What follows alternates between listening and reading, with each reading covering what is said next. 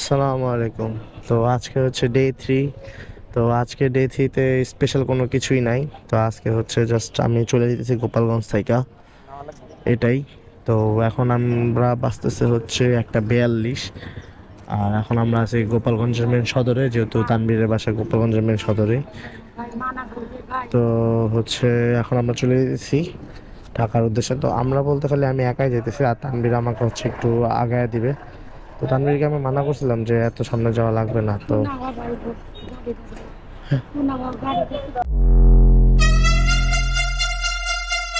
তো finally it's time to say goodbye to Tanvir.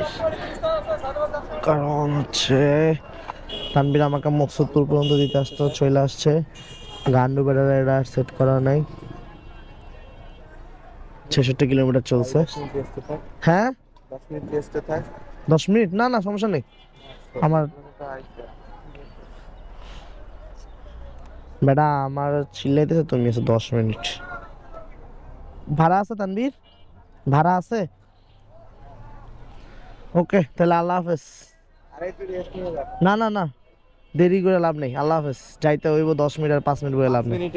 না না, আল্লাহ হাফেজ। হ্যাঁ, গেলাম। আমার মেবি 100+। তো পুলিশ মানে মিডলের যে ডিভাইডার ছিল, ওই ডিভাইডারে দাঁড়ানো ছিল। তো ও আমাকে সিগন্যাল দিতে থামার জন্য। আমি গাড়ি স্লো করে ফেলছি, হ্যাঁ এখন থামবো। তো পুলিশ দেখে আস্তে আস্তে আমাকে ধরার জন্য মানে এই সামনের লেনে চলে আসছে।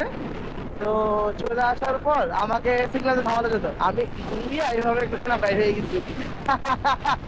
তো পুলিশ জিজ্ঞাসা করে তাকে বই কি সমস্যা, হাতে কি সমস্যা, ওরা বলে টাকা। দক্ষিণবঙ্গ দক্ষিণবঙ্গ থেকে চলে আসলাম, কোনো জ্যাম পাইলাম না। কিন্তু এই ঢাকার মধ্যে আসতে না আসতেই হানি ফ্লাইওভারটাতেই জ্যাম পাইলাম। এই যে এখনো বসুন্ধরা দেখাইতেছে 38 মিনিট, 5 কিলোমিটার রাস্তা। আল্লাহ জানে কতক্ষণ লাগে। 4টা 10 বাজে, আমার টার্গেট হচ্ছে 20 মিনিটের মধ্যে যাওয়ার। এখন দেখি পারি কিনা।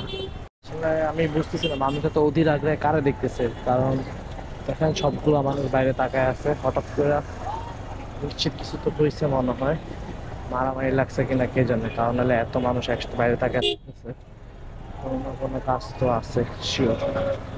দেখি সামনে যাইতে থেকে কি হয়েছে, নাকি কি হইলো আল্লাহ জানে, নাকি আগুন লাগছে, কিছু বলার গেছে না এই মুহূর্তে। কোনো আটকে ছিল মনে হয় কি, এই বাসের জন্য তো দেখার জন্য কিছুই।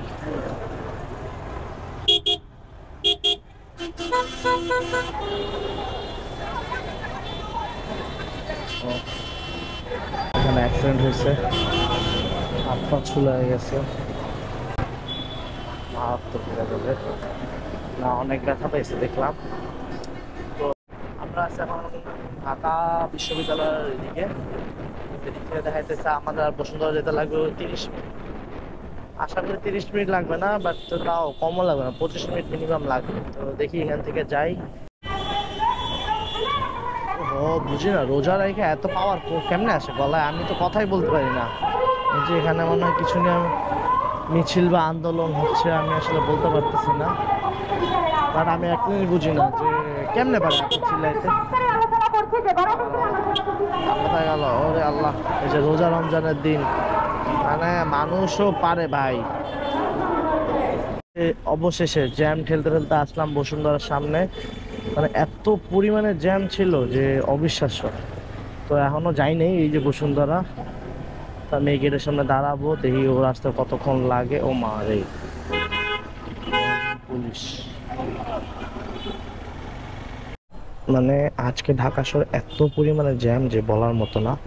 তো আমি বসুন্ধরাতে দেখা করি না, গ্রিন রোড দিয়ে আসলাম হচ্ছে ফার্ম গেট। তো মানে বসুন্ধরা থেকে আমার বসুন্ধরার অপোজিট পাশে ছিলাম, তো ওই পাশ থেকে আমার এইটুকু আসতে টাইম লাগছে আমার 30 মিনিট। মানে বাইক নিয়ে আমি কিন্তু চিপা চাপা গ্যাপ মারি, মানে গ্যাপ মারতেছি। তো এটা হচ্ছে আমার জন্য আমাকে ঈদ উপহার দিছে। তো warm thank you to her, যে আমার আমার এখন ঈদের কোনো কেনাকাটা করা হয় নাই, তো যেহেতু কিনে দিছে, তো আলহামদুলিল্লাহ আমার টাকা বেঁচে গেছে। তো থ্যাংক ইউ সো মাচ। এতক্ষণ পর একটু এই যে এই রাস্তাটা চালায় মানে ফিল হচ্ছে যে না, ঢাকা শহরে ঠান্ডা আছে, অন্য রকমের শান্তি লাগতেছে বাতাসটা। তো ঠান্ডা ঠান্ডা, মানে একদম ঠান্ডা। শীতকালের মতোই, মানে এমন ঠান্ডা যে জ্যাকেট পরতে হবে না, বাট বাতাসটা অনেক সুন্দর মিষ্টি। যে বাতাসটা সকালে পাইছি ওই বাতাসটা, বৃষ্টির আগ মুহূর্তে যে বাতাসটা হয় আর কি বেসিক্যালি, ওই বাতাসটা এখানে পাইতেছি। তো এখানে আমি এখন আছি বিজয় সরণি। তো আর ক্যামেরা অন করতে মন চাবে কিনা আমি জানি না। তো এই হচ্ছে আমার 3 দিনের ব্লগ। আর হচ্ছে এখান থেকে আমি হচ্ছে শুরু করছিলাম যে গুলিস্তান, আগারগাঁও থেকে আমার ব্লগটা শুরু হয়েছিল। তো এখন আমি আছি বলতে গেলে বিজয় সরণি। তো যেহেতু ইফতারের টাইম নাই বেশিক্ষণ, তো আর ক্যামেরা ট্যামেরা মনে হয় অন করতে ইচ্ছা হবে না। তো এই জন্য আমি এখান থেকে আপনাদের সবার থেকে বিদায় নিয়ে নিতেছি। তো আপনাদের সবাইকে অসংখ্য ধন্যবাদ যারা যারা আমার এই ব্লগটা দেখবেন। আশা করি আমাকে সাপোর্ট দিবেন যাতে আমার রেগুলার কন্টেন্ট আপলোড করতে মনোবল পাই। আমি আসলে রেগুলার কন্টেন্ট আপলোড করি না, কারণ আমি দেখি যে যে পরিমাণ এফোর্টস বা কষ্টটুকু হয় ওই পরিমাণ এফোর্টসের কোনো মূল্য আমি পাই। তো ওই জন্য আমার রেগুলার কন্টেন্ট আপলোড করা হয় না। তাহলে আমার গোপ্রোতে প্রায় মানে 1-2 দিনের ব্লগ অলরেডি আপলোড করা থাকে। তো ওই হিসাবে সবাইকে অগ্রিম ঈদের শুভেচ্ছা, সবাইকে ঈদ মোবারক। আল্লাহ হাফেজ, ভালো থাকেন, দোয়া করবেন। আসসালামু আলাইকুম।